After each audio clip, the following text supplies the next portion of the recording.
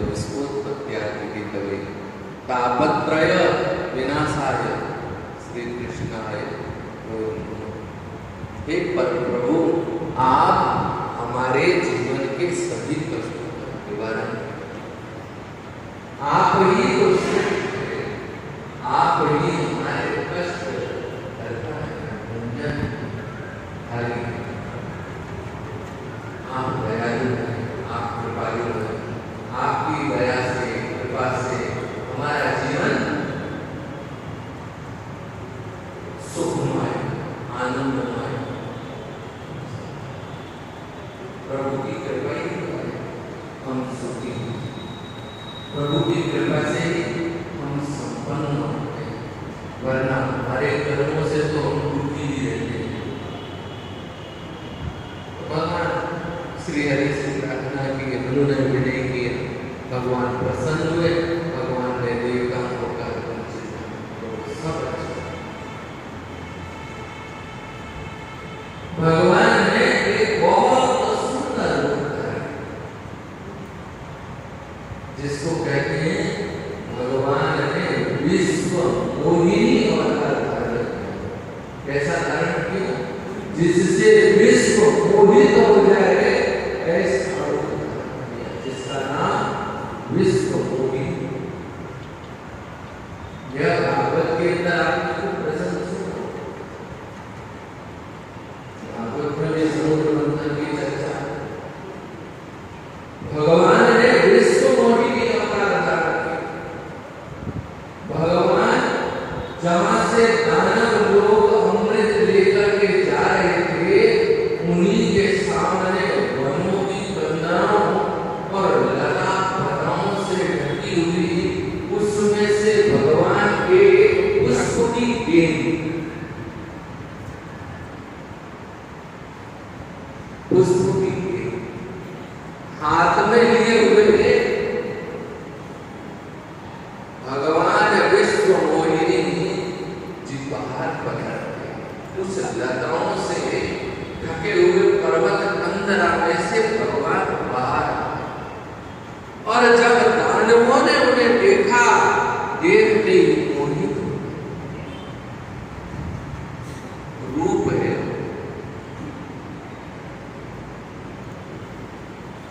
संसार में बहुत सुंदर कोई दिखे तो सब उसकी तरफ देखते। ऐसा नहीं केवल मनुष्य हो तो ही बहुत सुंदर मकान हो, बहुत सुंदर दुकान के बाहर वस्त्र हो, बहुत बढ़िया मिठाई बनती हो। अपने यहाँ का गुलाब हलवा फेमस है, तो लोग कहाँ से आए गुलाब हलवा खाने के। किसका प्रसिद्ध है ये पता नहीं, गुलाब हलवे की चर्चा को ले मत आना हो, पता नहीं है।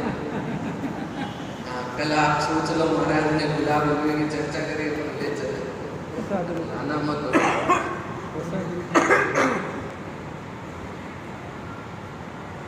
पुष्कर में जाओ तो मालपुए बहुत अच्छे बनते हैं, जहाँ देखो वहाँ बीकानेर जाओ तो नमकीन अच्छी, नमकीन हीरालाल जी रे बढ़िया है। तो शहर की सुंदरता, हीरालाल जी शहर की महाराज में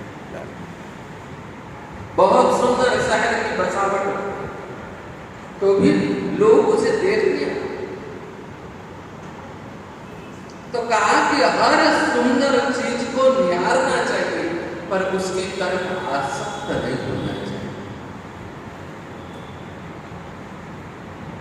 अगर भगवान ने इतनी सुंदर सृष्टि बनाई है तो वह परमात्मा कितना सुंदर होगा।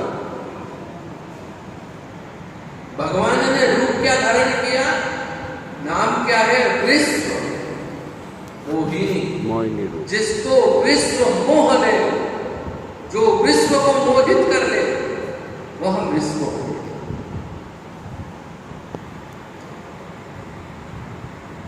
दानव लोग रूप देख करके ही घायल हो गए। कहते हैं भगवान की माया ही विचित्र है, ये प्रभु की माया ही।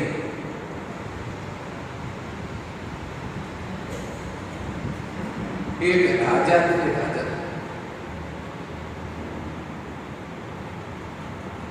उनके कोई संतान नहीं। राजा जी की उम्र 70 साल के करीब होगी। एक दिन कोई महात्मा चले गए तो महात्मा जी से पूछा, बोले महाराज हमारे कोई पुत्र नहीं है, कोई योग्य व्यक्ति बताओ जिसको मैं राजा बना सकूं, क्योंकि गद्दी तो खाली रहेगी, किसी ने किसी को तो राजा बनाना पड़ेगा। आप कोई योग्य व्यक्ति का चयन करके महाराज भी सिद्ध। महाराज ने कहा कि ऐसा करो, एक बहुत सुंदर मेले का आयोजन करो जिसमें कई राज्यों के लोग इस मेले में आ सके। भाई योग्य व्यक्ति का चयन करना है तो ऐसे किसको ढूंढे, कहां ढूंढने जाए। तो मेले का आयोजन बहुत बड़ा मेला है। उस मेले में 7 घेरे बने, जैसे चक्रव्यूह होते हैं, महाभारत में सोना चक्रव्यूह की रचना हुई, ऐसे 7 घेरे बने और बीच में 7वें घेरे के बाद राज सिंहासन रख, वहां राजकीय मुकुट और राज्याभिषेक की सारी सामग्री वहां पर रख,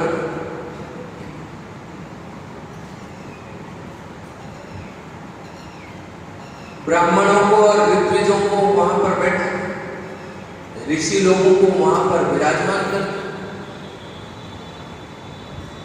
अब बाहर क्या लिखा,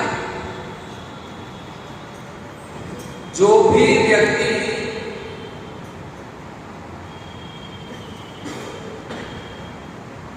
इन 7 घेरों को पार करके राज सिंहासन तक पहुंच जाएगा, उसे राजा बना दिया जाएगा। और 7 घेरे में क्या, पहले घेरे में बहुत सुंदर मिठाइयां, पकवान, विविध विविध प्रकार के पकवान की दुकानें थी। दूसरे घेरे में बहुत सुंदर वस्त्र की दुकानें, सोने की जरी के हीरे पन्ने जड़े हुए ऐसे वस्त्र।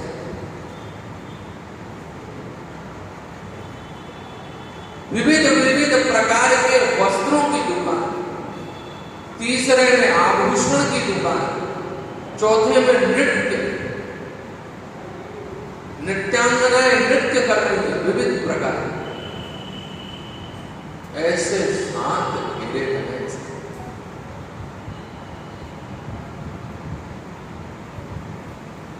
एक घेरे में अपार धन के ढेर लगाए हुए, जितना जो ले जाना चाहे ले जाए, कोई मनाही नहीं।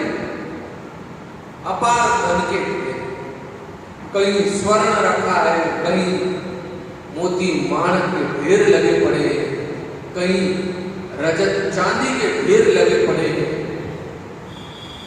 अपार धन है, इसमें विविध प्रकार के मणि माणिक्य के ढेर लगे पड़े। योग्य व्यक्ति का चयन करना,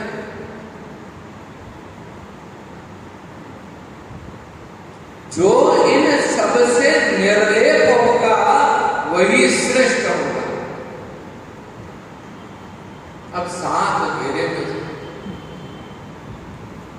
बाहर लिखा हुआ, यहां पर आकर के आनंद लीजिए और आप 7वें घेरे को पार कर जाएं तो आपको राजा बना दिया जाएगा।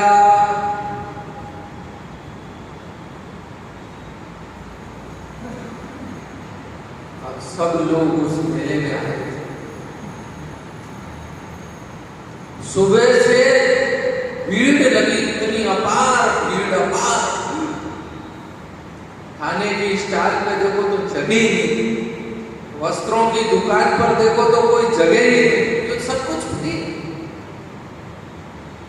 कोई धन ले जा रहा है, कोई मणिमाणिक्य ले जा रहा है, कोई क्या ले जा रहा है, कोई नृत्य देखने में मशगूल है, कोई किसी में, कोई काम में मगन, कोई काम में मगन। संसार है ना, हम भी पता नहीं किस में मगन, अपने आप में हमें ही पता नहीं हम किस में मगन हुए बैठे। पर संसार है, मग्न हो गए। कोई धन कमाने में मगन है,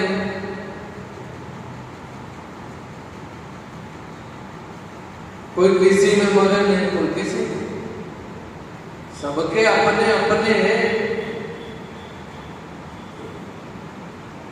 इंटरेस्ट का क्षेत्र अलग हो, चाहत का क्षेत्र अलग है अपना। सुबह से शाम हो गई और महाराज से कहा, महाराज अभी तक कोई व्यक्ति नहीं आया। तो बोले कि आपके नगर में कोई योग्य व्यक्ति है ही नहीं। क्यों?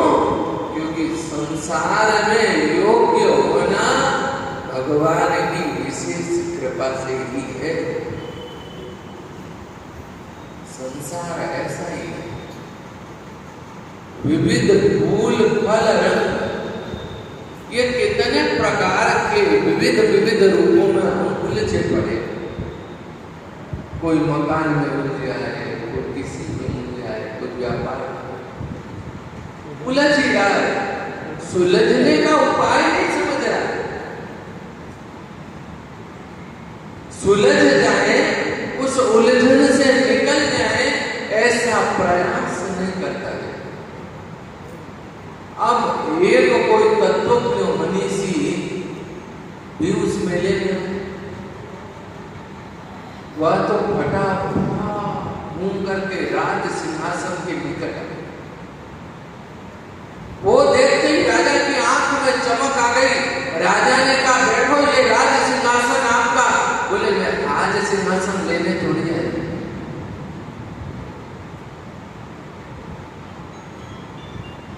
मुझे तो ये देखना था कि राज सिंहासन है कैसा।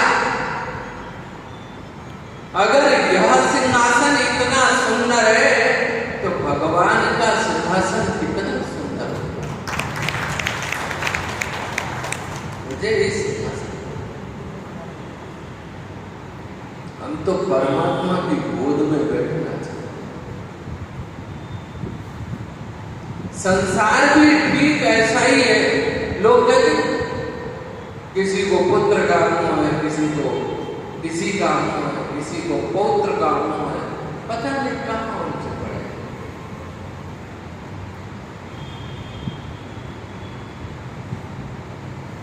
विश्व मोहिनी जो अवतार है, ठीक ऐसा ही है। मोहित हो गए राक्षस और ले जाकर के अमृत कलश दे दिया। जो छीन करके झपट करके लाए थे, उससे उन विश्व मोहिनी जी के हाथ में थमा दिया। विश्व मोहिनी जी बोले ना, तो ये जो कंठ है ना, कंठ, यह भी रक्त हो गया बोलते से।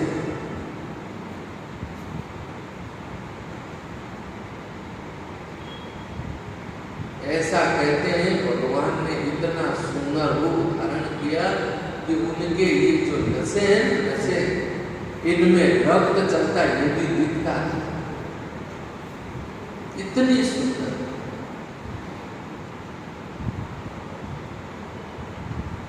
भगवान बोले ना, तो ये जो कंठ है ये रक्त हो गया, लाल। इतनी सुंदरता की पराकाष्ठा।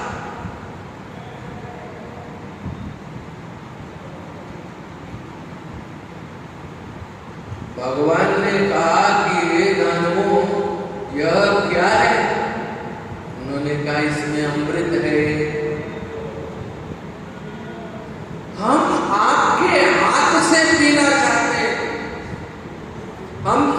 दानवों को आप बराबर बराबर अमृत पिलाइए।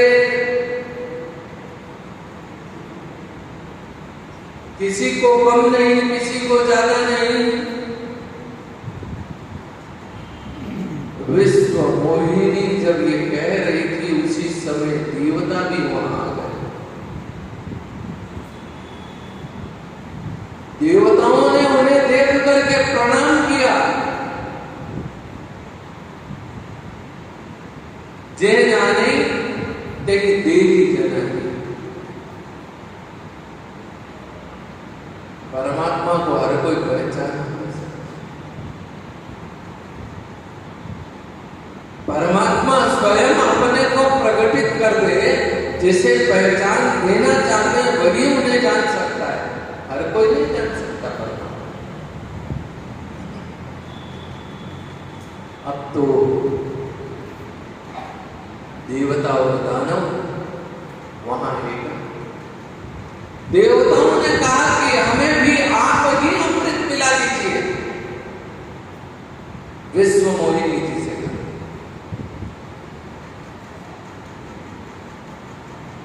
और विश्व मोहिनी अमृत पिलाने के लिए तैयार है। उनकी जो बंदरा है उसी के बाहर एक छोटी सी पर्ण कुटीर बनी, उसके अंदर उन्होंने अमृत रखा और सभी देवता और दानवों को कहा, आप सब क्रमबद्ध बैठिए। देवता और दानव जब क्रमबद्ध बैठने लगे,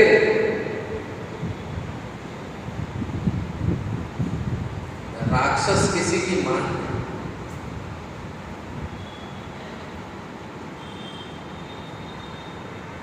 दुष्ट आदमी कभी किसी की मानता नहीं, पर मान ले ये ईश्वर की कृपा। भगवान ने विश्व मोहिनी जी ने जैसे कहा, सब क्रमबद्ध बैठे। अब तो भगवान सबको अमृत दिया, पर अमृत से पहले अप्सरा क्या लेकर के आई थी? वारुणी।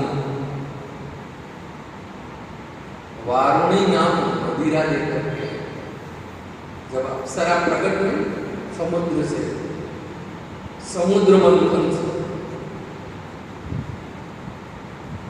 भगवान ने एक हाथ में अमृत और एक हाथ में वारुणी।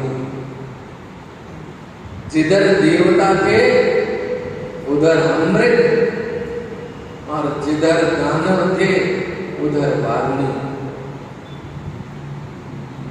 अब दोनों को समान रूप से मिला। एक राहु नाम का राक्षस था, उसने देखा कोई न कोई गड़बड़ है।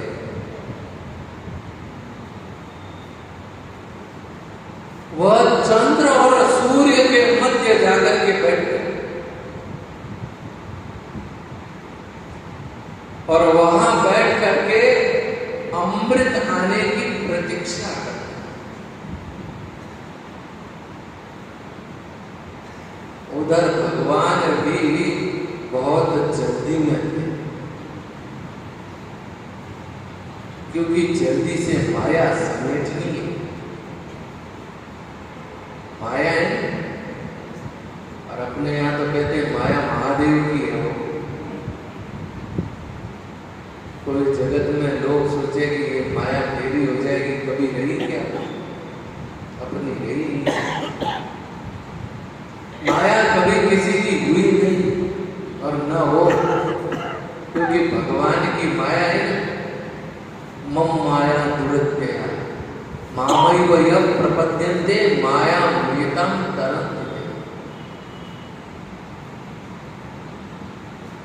मेरी माया बहुत दुरत्य है, अच्छे अच्छों को पथ भ्रष्ट करती है, अच्छे अच्छों को पतन कराती है माया। और माया से बचने का उपाय क्या? माया से बचने का उपाय भगवान की जो भगवान की शरण हो जाए फिर माया उसका कुछ नहीं बिगाड़ती। क्यों? क्योंकि भगवान को वचन दे रखा है माया ने कि जो आपके मन वचन कर्म से संपूर्णतः दासत्व को प्राप्त कर लेगा। देखो दासत्व, दास था, मैं उसका कुछ नहीं बिगाड़ूंगी। पर कोई अपने को ब्रह्मज्ञ मान ले, कोई अपने को श्रेष्ठ मान ले, तो फिर मैं उसको पद भ्रष्ट कर दूंगी। माया है। नारद जी जैसे उनको नहीं छोड़ा हो आप का गिनती में ही नहीं है। नारद जी का प्रसंग सुना ना आप?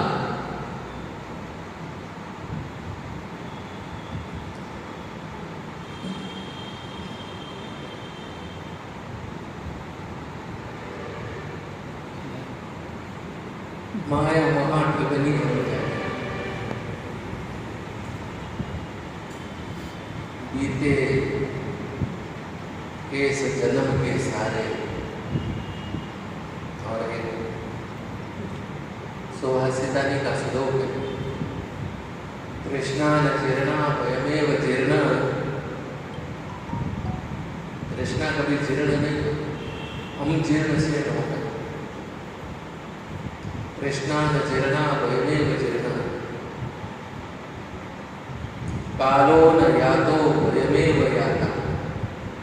हम तो सोचते हैं समय को पास करना है, पर समय ने हमें ही पास कर दिया। कल्पना करें कि कल तो अपन ऐसे थे, कल ऐसे थे, आज कितने बड़े हो गए, आज 60-70 साल। कल की तो बात, कल ऐसा था, परसों ऐसा था, और आज बुजुर्ग हो।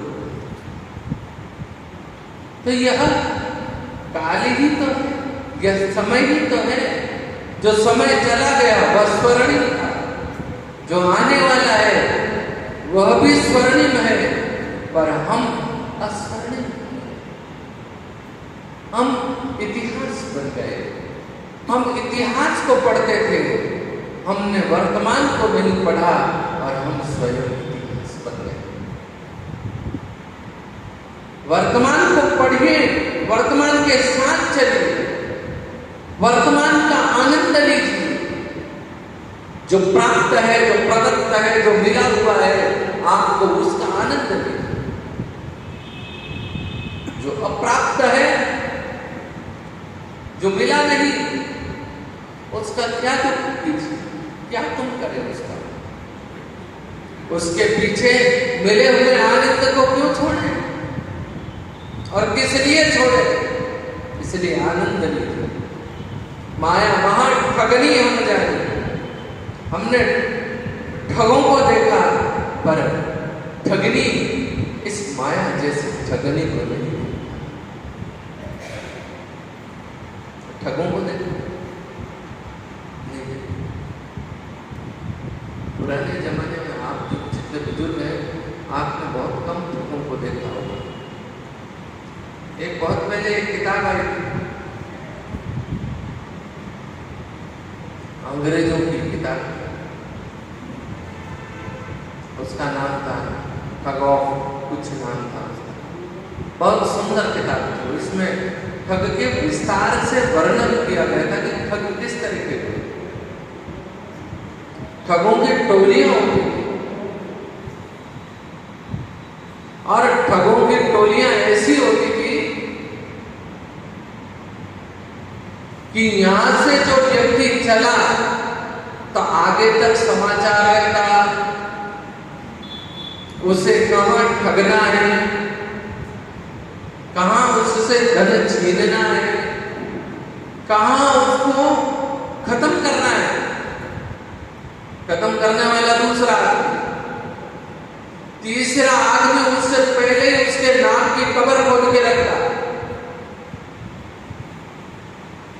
उस किताब में बहुत वर्णन कि पहले ही खड्डा खोद करके रखता है एक ठग आगे, जो मर्डर करता वह उसे छोड़ देता वहीं, और जो कब्र खोदता वह उसे ले जाकर के गाड़ देता, और वो आगे चला जाता।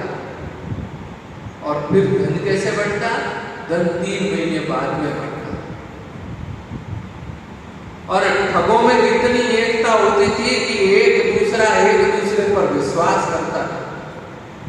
2 नंबर के काम में आज भी ईमानदारी पूरी है। वो 1 नंबर में जितनी बेईमानी है उतनी ही 2 नंबर में ईमानदारी है।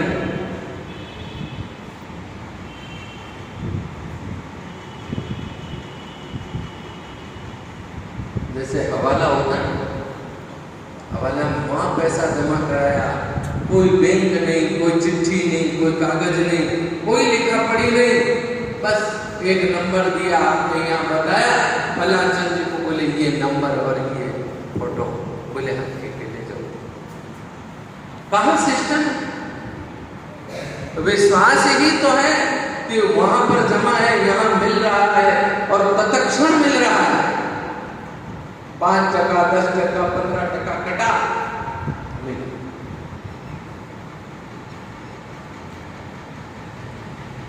कहा तो बैंक में जाके RTGS कराओ, फिर आएगा, फिर मिलेगा, फिर सरकार की नजरों में आएंगे। वहां तो कोई सरकार है, न कोई सत्ता है, न कोई नियम है। और देखो इतनी ईमानदारी, विश्व के किस कोने में आपने जमा कराया और आप पानी बैठे हो तो पानी में मिल रहा है। बोलो कितनी बड़ी बात है। 1000 2000 की नहीं, करोड़ों रुपए मिल जाते हैं तत्क्षण। यह सत्ता, यह ठगों की ईमानदारी, ये माया महाठगनी। उसके नाम तो बहुत वर्णन था, 400 पेज की किताब।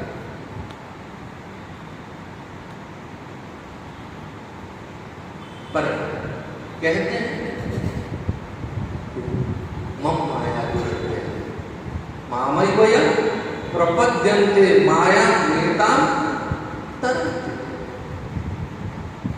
माया दास जो हो जाए, दास तो जिसके अंदर आ जाए, दास भाव जिसमें आ जाए, वह उसके ऊपर माया कभी भी अपना प्रभाव नहीं डालती। माया उसे छोड़ देती है। क्यों? क्योंकि यह मेरे स्वामी का दास है, इसलिए। अब तो देवता और दानव जब क्रमबद्ध बैठे और चंद्रमा और सूर्य के बीच, सूर्य चंद्र के बीच जब राहु बैठा, तो सूर्य और चंद्र को भी पता नहीं रहा कि हमारे मध्य में कौन आ बैठा।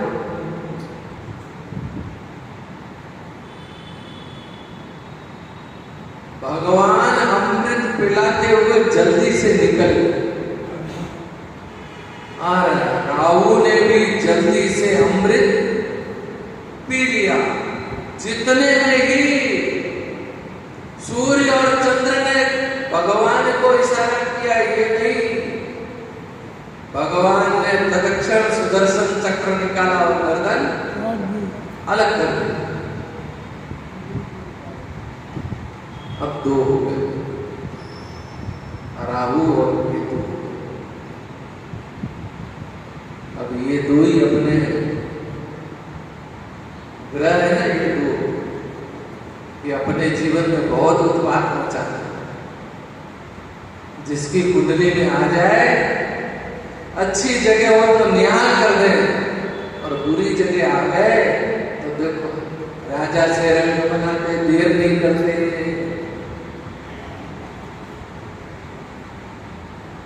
और सूर्य चंद्र की महादशा इनके अंतर्गत आ जाए, जैसे ग्रह के अंदर फिर दशा थी अंतर्दशा, और वैसी दशा आ जाए और सूर्य कमजोर हो और सूर्य बलशाली न हो तो ग्रहण योग बनता, और ग्रहण योग बना और फिर कोई न कोई कलंक उसके लगा ही देता।